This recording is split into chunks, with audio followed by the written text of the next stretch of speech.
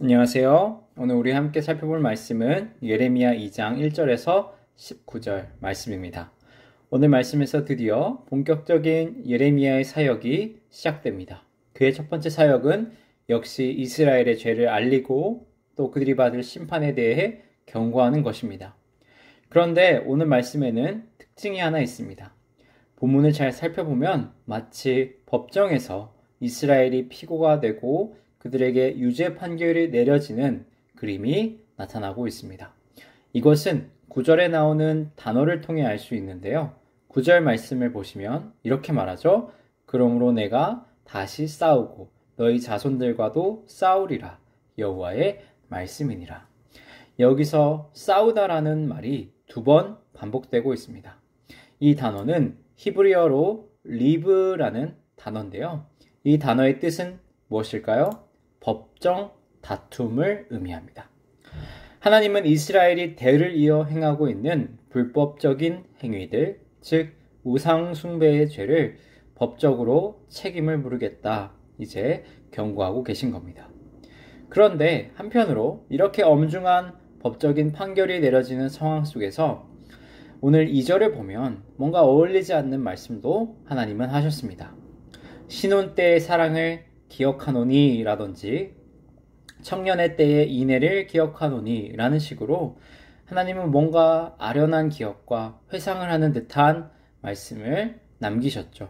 한번 2절을 같이 읽어볼까요? 시작. 가서 예루살렘의 귀에 외칠지니라. 여호와께서 이와 같이 말씀하시기를 내가 너를 위하여 내 청년의 때의 인애와 내 신혼 때의 사랑을 기억하노니 곧 씨 뿌리지 못하는 땅 그 광야에서 나를 따랐음이니라. 아멘. 네. 2절에서 하나님은 이스라엘의 좋았던 때를 기억한다 말씀하고 계신 건데요. 그것도 2가지나 말씀하십니다. 하나는 청년 때의 인애, 또 다른 하나는 뭐였습니까? 신혼 때의 사랑입니다. 이 2가지를 조금 자세히 살펴보겠습니다. 먼저 청년 때의 인애는 도대체 무엇일까요? 여기서 인애라는 단어는 히브리어로 보시면은 헤세드라는 단어입니다. 어디선가 많이 들어보지 않았나요? 이것은 사람에게 쓰이기도 하고 하나님에게도 쓰이기도 합니다. 그런데 사람의 입장에서 사용됐을 때는 하나님을 향해 지키는 신의와 사랑이라고 할 수 있습니다. 하나님은 이 청년의 때를 광야의 시기라고 말씀하고 계십니다. 2번째로 신혼 때의 사랑은 무엇을 가리킬까요? 신혼 때의 사랑은 하나님과 이스라엘 사이에 맺었던 시내산 언약을 가리키고 있는 겁니다. 이스라엘은 시내산에서 하나님과 언약을 맺었죠. 이 언약은 하나님은 이스라엘을 지키고 보호해 주실 것을 약속하시고 이스라엘은 오직 하나님만 섬길 것을 약속하면서 체결되었던 언약입니다. 그러나 이 언약은 오늘 말씀 속에서 보니 완전히 철저하게 깨지고 만 것이죠. 하나님은 이 2가지 기억을 언급하시면서 그들이 좋았던 때다라고 평가하며 언급하십니다. 하지만 동시에 그들이 얼마나 잘못된 길을 걸었는지도 말씀하고 계신 겁니다. 그들은 결정적으로 어떤 죄를 범했냐? 결혼보다도 중요한 하나님과의 언약을 위반하고 그들이 배반했다라는 것을 말씀하시는 거죠. 이 내용은 결국 법적인 심판으로 이어지고 있습니다. 하지만 하나님은 이 내용을 통해 하나님의 자비하심과 은혜가 넘치는 성품도 보여줍니다. 사실 생각해보면 이스라엘 백성들은 광야의 때에도 불순종하지 않았습니까? 그들이 불순종함으로 광야에 떠돌게 되었던 것 우리는 알고 있습니다. 그러나 하나님은 왜 그때를 좋았었다라고 말씀하십니까? 하나님은 그나마 그 가운데에서 있었던 이스라엘의 작은 순종들, 그들이 불순종의 모습도 있었지만 적어도 광야의 시절에는 하나님의 말씀을 따르려고 했던 작은 움직임들, 작은 순종은 있었던 것이죠. 그것조차 하나님은 기억하고 좋게 바라봐 주시며 지금 오늘 말씀 속에서 그때를 기억하고 있다 말씀하시는 겁니다. 이 모습은 우리로 하여금 2가지를 깨닫게 해주는데요. 첫째로 현재 예레미야 시대에 이스라엘 백성들이 얼마나 심각한 죄에 빠졌는지, 그들이 하는 우상 숭배가 얼마나 더럽고 추악했는지를 깨닫게 되는 겁니다.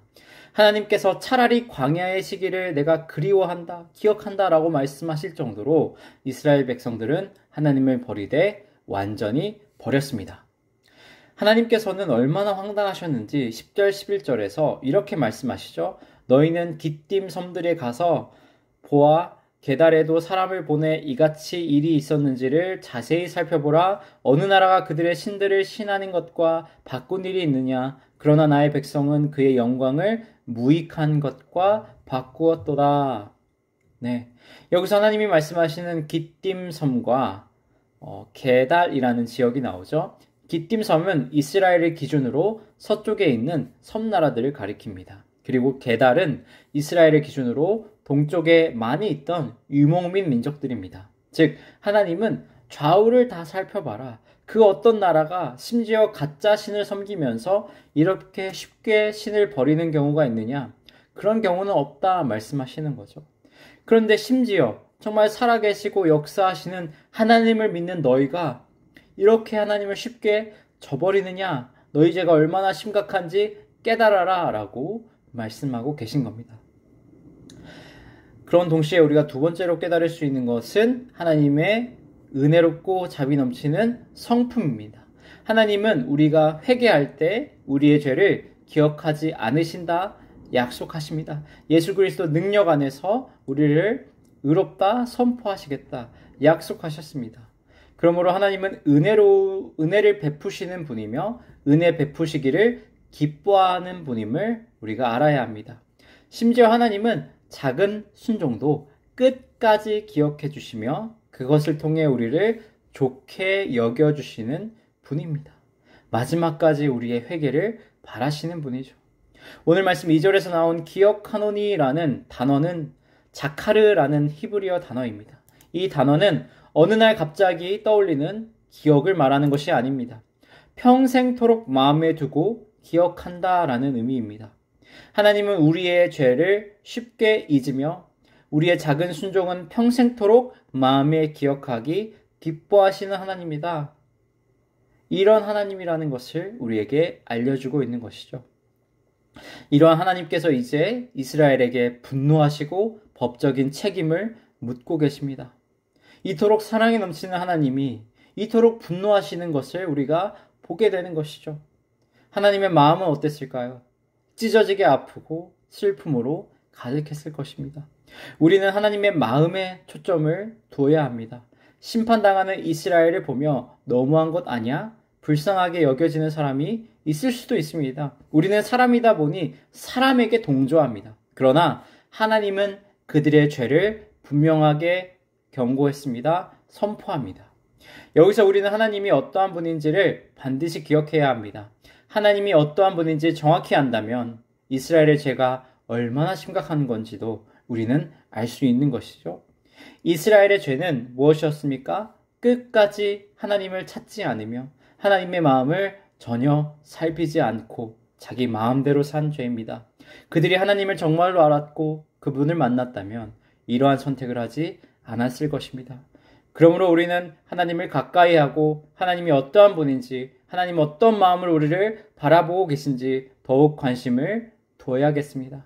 하나님의 마음에 관심이 있는 자는 결코 우상 숭배에 빠질 수 없는 것이죠. 오늘 하루 나에게 무엇이 부족한가, 무엇으로 날 채워야 할까가 아니라 나를 바라보시는 하나님은 무엇을 원하실까, 어떤 마음으로 날 바라보실까, 나를 향한 하나님의 계획은 무엇일까 더 고민하고 질문하는 하루가 되기를 축복하고 기도합니다. 아멘.